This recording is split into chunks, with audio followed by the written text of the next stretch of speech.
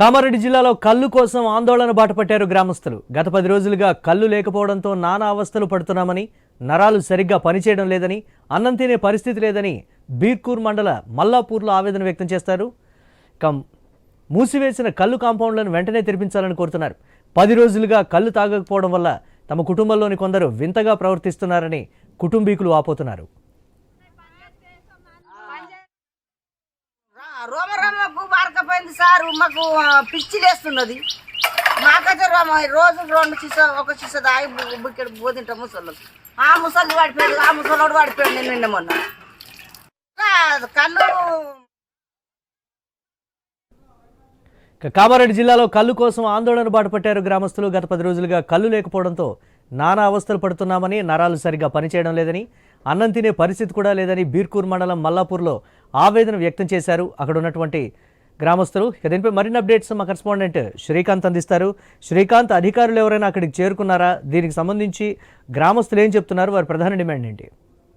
Yes Murali, Kamareddy జిల్లా బీర్కూర్ మండలంలో ఇంత పరిస్థితి నెలకొందని చెప్పవచ్చు. ఎందుకంటే గత 10 రోజులుగా కల్లును బ్యాన్ చేశారు అధికారులు, ఎక్సైజ్ అధికారులు.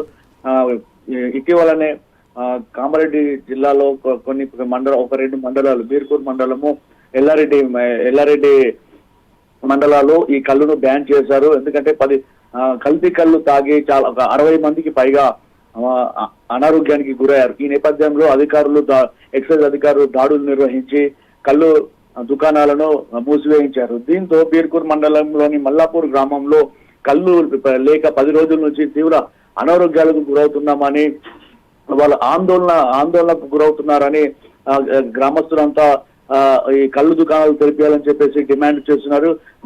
బీర్కూర్ అలాగే నసరుల్లాబాద్ మండలాల్లో పలు గ్రామాల్లో పూర్తిగా కళ్ళును 10 రోజుల నుంచి మూసివేశారు. అయితే బాధితులు తమకు కళ్ళు కావాలని చెప్పేసి గ్రామాల్లో ఆందోళనకు దిగుతున్నటువంటి పరిస్థితి నెలకొంది. తమకు కళ్ళు అలవాటు అయింది, కళ్ళు తాగకపోతే అనారోగ్యానికి గురవుతున్నాము, నరాల బలహీనత వస్తుంది, అలాగే కళ్ళు తిరిగి పడిపోతున్నామంటూ గ్రామస్తులంతా ఆందోళన చెందుతున్నారు. వారికి ఈ వింత పరిస్థితి నెలకొనడంతో ఎక్సైజ్ శాఖ అధికారుల వద్దకు వెళ్లి అక్కడ ఆందోళన చేస్తున్నారు.